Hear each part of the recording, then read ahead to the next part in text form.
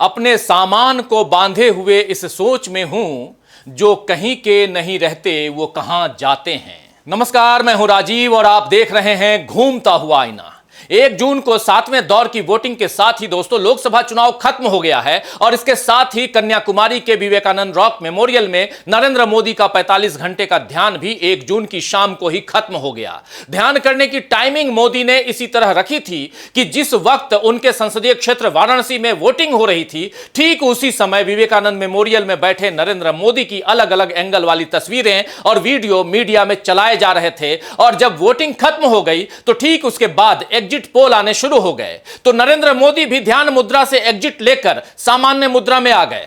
ध्यान से बाहर आने के बाद मोदी ने कहा कि उनके जीवन का हर पल देश को समर्पित है, यानी ध्यान के बाद राष्ट्र प्रेम का यह तड़का लगाना भी मोदी नहीं भूले, ताकि एग्जिट पोल जो आंकड़े दिखा रहे हैं उसे थोड़ा बल मिले, ताकत मिले। आप जानते हैं कि तमाम न्यूज चैनल्स के एग्जिट पोल में फिर से एनडीए की सरकार ही बनते हुए दिखाई गई है और इसमें कोई नई बात नहीं है। जब मोदी ने पहले ही ऐलान कर दिया था कि तीसरी बार भी मैं ही लाल किले की प्राचीर से झंडा फहराऊंगा और उसके बाद 400 पार का उन्होंने जुमला भी दे दिया था, तो मुख्यधारा का मीडिया उनसे अलग राय कैसे बना सकता था? जिस मीडिया ने पूरे 10 साल सरकार से एक भी सवाल जनता से जुड़े हुए मुद्दों पर नहीं किया और केवल वही दिखाता बताता रहा जो मोदी सरकार के हक में था, तो फिर चुनाव में वो अपनी चाल चरित्र और अपना चेहरा कैसे दिखा सकता था? इसीलिए कुछ चैनल्स ने बीजेपी और एनडीए को फिर से 300 पार और कुछ ने अंधभक्ति में 400 से भी ज्यादा यानी 400 पार भी बता दिया।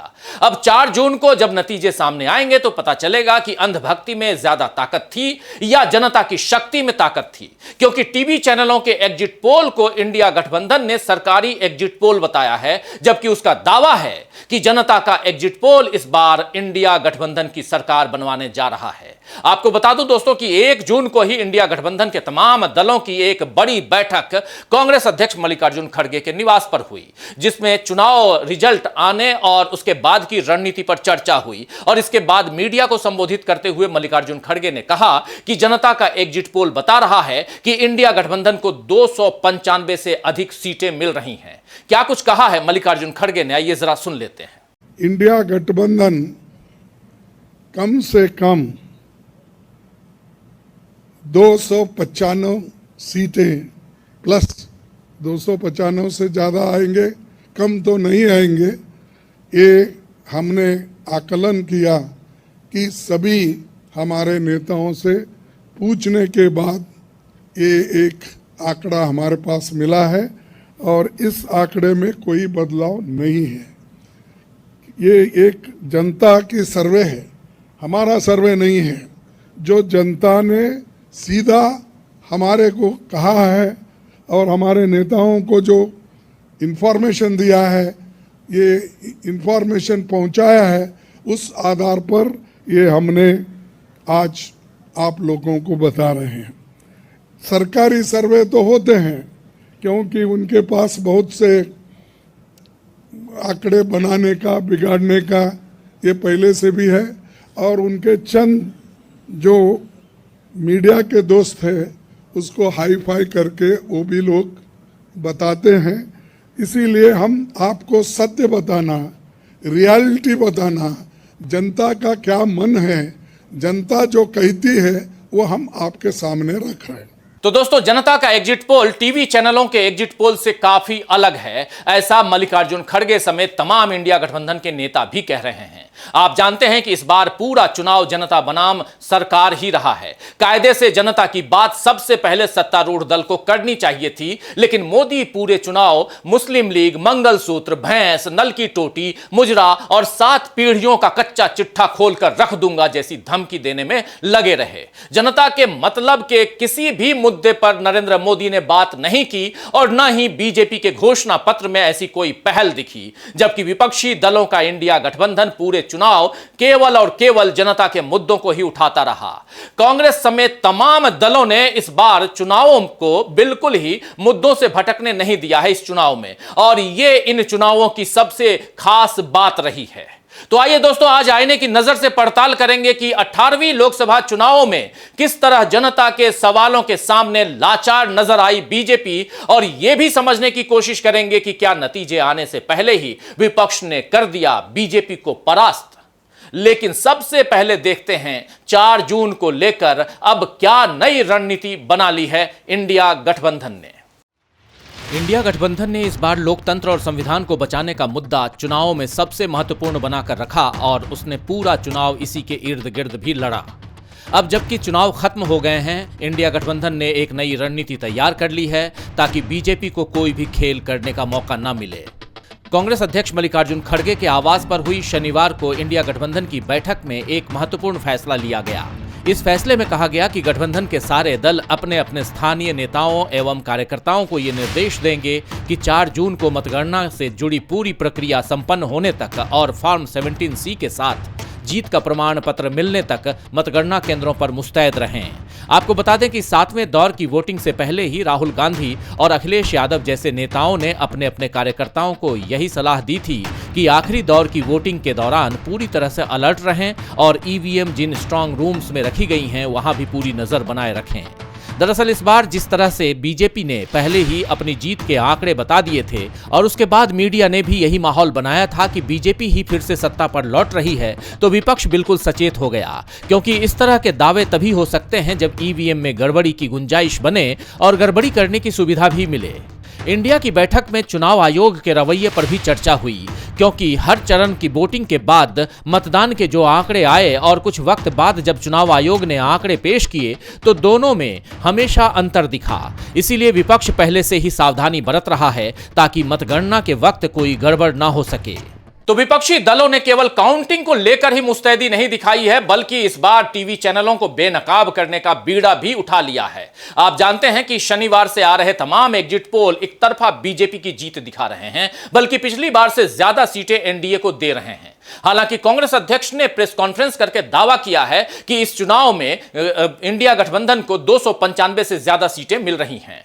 आपको बता दूं दोस्तों कि पहले से लेकर 6वें दौर की वोटिंग के बीच इंडिया गठबंधन खुद को 300 तक की सीटें मिलती हुई बता रहा था। अरविंद केजरीवाल ने सबसे पहले इस बात का दावा किया था और उसके बाद बाकी नेताओं ने भी यही अनुमान जताया कि 300 से ज्यादा सीटें इंडिया गठबंधन को मिल रही हैं। लेकिन 7वें दौर की वोटिंग के बाद 300 से थोड़ी कम सीटें कांग्रेस अध्यक्ष ने बताई, और इसका मतलब यही है कि इंडिया गठबंधन वाकई जनता से मिले आंकड़ों के आधार पर ही बात कर रहा है। हवाई दावे इंडिया गठबंधन नहीं कर रहा है। लेकिन बीजेपी के साथ मिली मीडिया ने जिस तरह के दावे एग्जिट पोल में किए हैं, अब इंडिया गठबंधन उसका पर्दाफाश करेगा। यह फैसला भी विपक्षी दलों ने ले लिया है। इंडिया के घटक दलों ने पहले फैसला लिया था कि वे एग्जिट पोल से जुड़ी किसी भी टीवी चर्चा का हिस्सा नहीं बनेंगे, क्योंकि वहां पहले से ही फिक्सिंग की जाती है। उसके इस आरोप में कुछ गलत भी नहीं है, क्योंकि 7वें दौर के वोट पड़े भी नहीं थे और कुछ चैनलों के एग्जिट पोल के स्क्रीनशॉट सामने आ गए जिसमें पहले से एनडीए को बढ़त मिलते दिखाया गया था। मीडिया और बीजेपी दोनों मिलकर किस तरह लोकतंत्र से खिलवाड़ कर रहे हैं, ये उसका एक नमूना है। लेकिन अब इस खेल को बंद करने का बीड़ा भी इंडिया गठबंधन ने उठा लिया है। इसीलिए शनिवार की बैठक में यह फैसला भी लिया गया कि इंडिया के दल एग्जिट पोल से जुड़ी टीवी चैनलों की चर्चाओं में भाग लेंगे ताकि बीजेपी और उसके तंत्र को बेनकाब किया जा सके। मल्लिकार्जुन खड़गे ने कहा कि सरकारी सर्वे आंकड़े बनाने और बिगाड़ने के लिए होते हैं, लेकिन जनता का सर्वे सही होता है और जनता ये कहती है कि हमें कम से कम 295 सीटें मिलेंगी। तो कांग्रेस अध्यक्ष मल्लिकार्जुन खड़गे बैठक के बाद सारे नेताओं के साथ जब प्रेस से मुखातिब हुए तो उनसे इंडिया गठबंधन की एकता पर भी सवाल किया गया और कुछ नेताओं की अनुपस्थिति की तरफ ध्यान भी दिलाया गया, जिस पर खड़गे ने साफ साफ कह दिया कि हम एक हैं, हम एक रहेंगे, हमें बांटने की कोशिश नहीं करो। दरअसल इन चुनावों में बीजेपी के सामने दो सबसे बड़ी चुनौती रही है। पहली चुनौती इंडिया गठबंधन की एकता की है और दूसरी इंडिया गठबंधन के उठाए हुए मुद्दों की चुनौती रही, और इन दोनों के सामने बीजेपी पूरे चुनाव में लाचार नजर आई। बीजेपी ने इन दोनों चुनौतियों का सामना करने की बारंबार कोशिश की, लेकिन हर बार उसे पस्त होना पड़ा। 18वीं लोकसभा का चुनाव भारत में राजनीतिक इतिहास में जब दर्ज किया जाएगा तो उसमें विपक्षी दलों की एकता की बात खास तौर पर रेखांकित की जाएगी और इसके साथ यह भी लिखा जाएगा कि विपक्ष ने इन पूरे चुनावों को मुद्दों से बिल्कुल भी भटकने नहीं दिया। चुनाव सभाओं के मंच से लेकर सोशल मीडिया के मंच तक विपक्षी नेताओं ने जनता और अपने कार्यकर्ताओं को बार बार इस बात के लिए सावधान किया कि बीजेपी हिंदू मुस्लिम की बात करेगी, पाकिस्तान का जिक्र छेड़ेगी, इंडिया गठबंधन के अलग अलग दलों के बीच दरार बनाने की कोशिश करेगी, ईडी और सीबीआई जैसी संस्थाओं के जरिए विपक्ष के नेताओं पर दबाव बनाएगी। लेकिन ऐसी किसी भी कोशिश के जाल में इंडिया गठबंधन के कार्यकर्ताओं को फंसना नहीं है और जनता के लिए जरूरी मुद्दों पर डटे रहना है। इसीलिए मोदी ने जब जब राम मंदिर का जिक्र छेड़ा, ज्यादा बच्चे पैदा करने वालों की बात की, पाकिस्तान से प्रेम का हवाला दिया, अडानी अंबानी का नाम लेकर विपक्ष पर भ्रष्टाचारी होने के आरोप लगाए, परिवारवादी राजनीति का मुद्दा उठाया, तब विपक्ष ने मोदी से सवाल किए कि महंगाई क्यों कम नहीं हो रही, क्यों बीजेपी विपक्ष के उन नेताओं को अपना साथी बना रही है जिनके ऊपर भ्रष्टाचार के आरोप हैं, युवाओं को रोजगार क्यों नहीं मिल रहा, इलेक्टोरल बॉन्ड का सच सामने आने के बाद भी मोदी उसका बचाव क्यों कर रहे हैं, किसानों को एमएसपी का वादा सरकार क्यों नहीं कर पा रही है, जातिगत जनगणना से बीजेपी क्यों घबराती है, क्यों आरक्षण के मुद्दे पर उसकी राय देश के सामने नहीं आती और अग्निवीर जैसी योजनाओं को बीजेपी ने लागू क्यों किया है, जबकि इससे देश की सुरक्षा खतरे में पड़ सकती है। तो जनता की समस्याओं से जुड़े 200 से ज्यादा सवाल विपक्ष ने मोदी से किए। अकेले कांग्रेस ने ही 72 दिनों में 272 सवाल मोदी के सामने रखे, लेकिन मोदी ने किसी भी सवाल का जवाब देना जरूरी नहीं समझा। 45 घंटे के मौन पर तो नरेंद्र मोदी 30 मई से गए थे, लेकिन देश तो उन्हें 10 साल से मौन ही देखता आ रहा है। मोदी ने मणिपुर, महिला, पहलवानों और महंगाई, मनमाने फैसलों पर कभी कुछ नहीं कहा और केवल मन की बात करते हुए नजर आए। और चुनावों के बाद 10 कैमरों के बीच में 45 घंटों के मौन में जाकर उन्होंने फिर साबित कर दिया कि वो मन की बात ही करते रहेंगे, जन की बात वो कभी नहीं करेंगे। ध्यान के बीच में मोदी के ट्वीट भी आते रहे, एक नहीं बल्कि 7 ट्वीट नरेंद्र मोदी ने किए और कोई और ऐसा करता तो सवाल उठते कि यह कैसा ध्यान है जिसमें ट्वीट भी हो रहे हैं और कैमरों से शूट भी हो रहा है। लेकिन अब जनता भी मोदी की असलियत को समझने लगी है, इसीलिए उसे अब ऐसी बातों पर आश्चर्य नहीं होता है। जब नरेंद्र मोदी एक दिन खुद को परमात्मा का अंश बताने का बड़बोलापन करते हैं और अगले ही दिन सड़क छाप लहजे में कहते हैं कि मेरा मुंह मत खुलवाओ, 7 पीढ़ियों के पाप याद दिला दूंगा, तो इस देवत्व के पाखंड को समझने में जनता को देर नहीं लगती है। वैसे भी जनता सरकार के सच और मोदी के दावों की हकीकत को पहले ही समझ गई थी, इसीलिए इंडिया गठबंधन की सारी रैलियों में भारी भीड़ उमड़ती रही। इंडिया गठबंधन में शामिल सभी दलों के कार्यकर्ता भी इस बार एक साथ ही चुनाव में सक्रिय रहे। दिल्ली, उत्तर प्रदेश, बिहार, महाराष्ट्र, तमिलनाडु, हर जगह कांग्रेस की अन्य दलों के साथ सीट शेयरिंग रही और यह सीट शेयरिंग जो है वो चुनाव प्रचार के दौरान भी मजबूती के साथ सामने आई।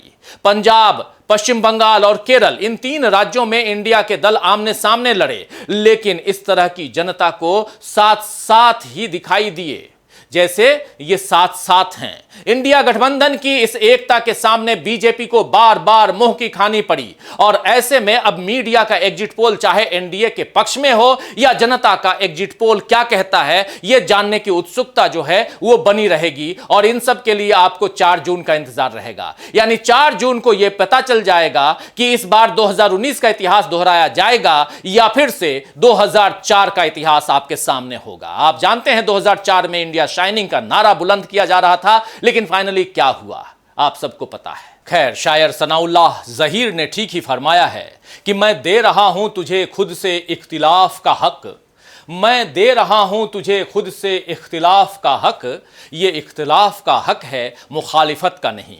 तो आज के लिए बस इतना ही, फिर मिलेंगे खबरों के नए आईने के साथ, तब तक देखते रहिए डीवी लाइव। नमस्कार।